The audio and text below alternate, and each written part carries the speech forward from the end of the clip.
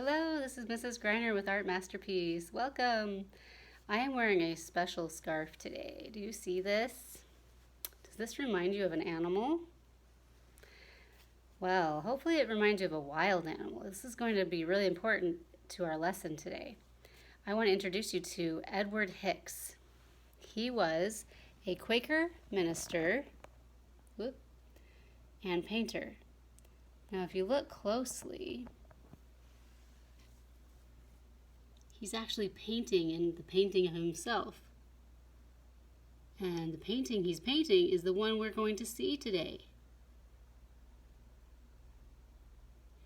Now, he started working as a coach painter. So before we had cars, people would ride around in a coach pulled by horses, and he would paint the outside of those. Sometimes more decorated if you were a more wealthy family and you could afford that, kind of like I want to have a red sports car versus I just have a blue car.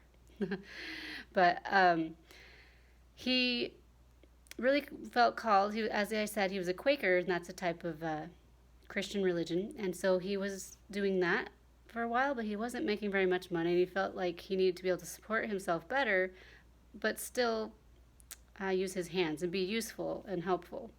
And so he was good at painting, so he went back to painting.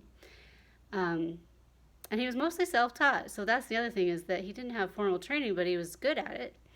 And one day he was reading a scripture in Isaiah. And I want to share it with you. Can you read it? Let's see. I gotta get the light just right. There we go. The wolf shall also dwell with the lamb, and the leopard shall lie down with the kid, and the calf and the young lion and the fatling together, and a little child shall lead them. I want to see if you can pick out some of those animals in our painting that he did today, which is called the Peaceable Kingdom. Ba-ba-dum. Here we go. Do you see a lamb? Do you see a lion? What about the kid? That's like a baby goat. Do you see the leopard? That's why I wear my scarf. Although mine might look a little more like cheetah, but they both have spots. Now, he has a distinctive style. It's not quite real, is it? So maybe the people and the animals aren't very realistic looking, but we can tell what they are.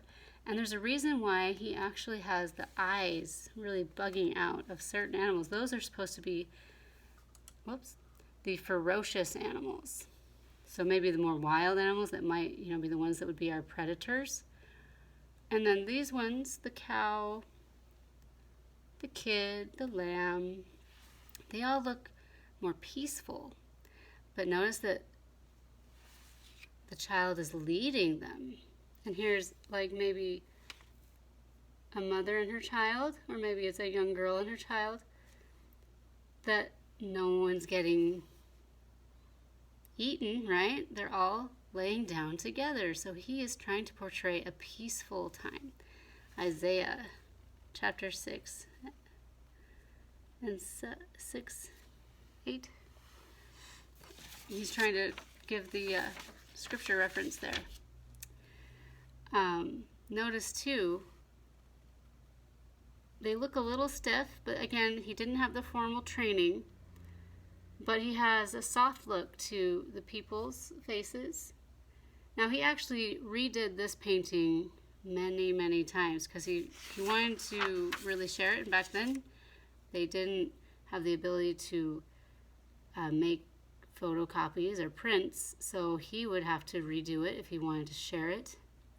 And he did. He wanted to remake it and share it with lots and lots of people.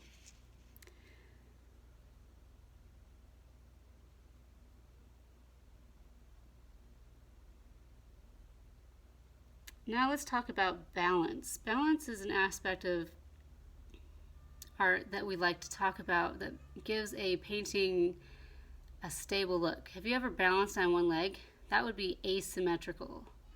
If you had 2 feet, then you would be symmetrical. Maybe you've done a line down the middle of a triangle And there's two halves and they're just the same. So in this painting, do we have balance? This can be achieved with color and with objects.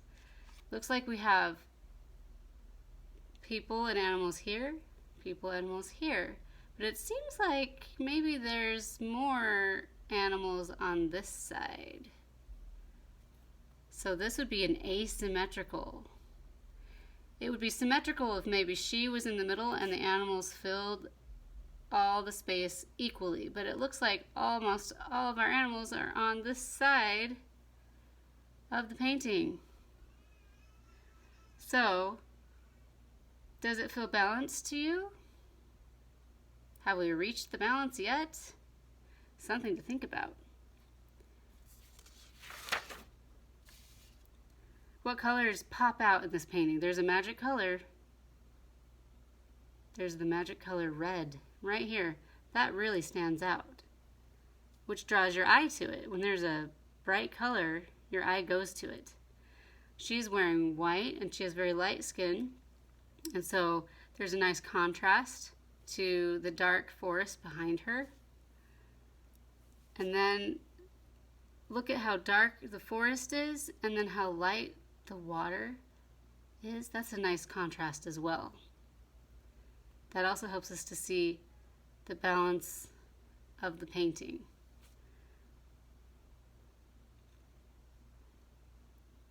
Do you notice he uses a lot of gold, warm colors? Do you feel more relaxed in warm colors than cool? Like, how about if you go swimming? Would you want to go swimming in warm water or cold water? I like it to be a little bit more on the warm side so that I don't get too cold. So maybe this is also giving us the feeling of being relaxed and comfortable. Because again, he's saying there will be a time that we'll be at peace with the animals, and the animals will be at peace. They won't be hunting each other. He wants us to maybe feel that with the warm colors he's choosing. What do you like best about this painting?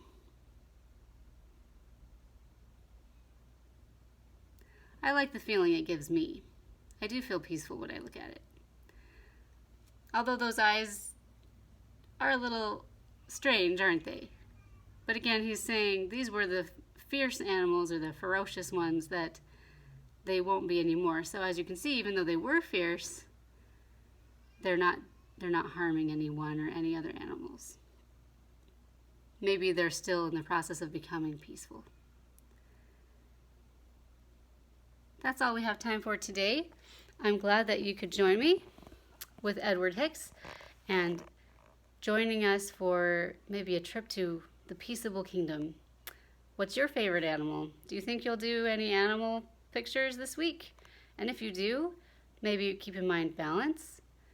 Where are you going to put them on the page? Would you want them to be right in the middle and make it a symmetrical painting or picture? Or are you going to put them off to the side and make it asymmetrical? It's up to you. Till next time, bye-bye.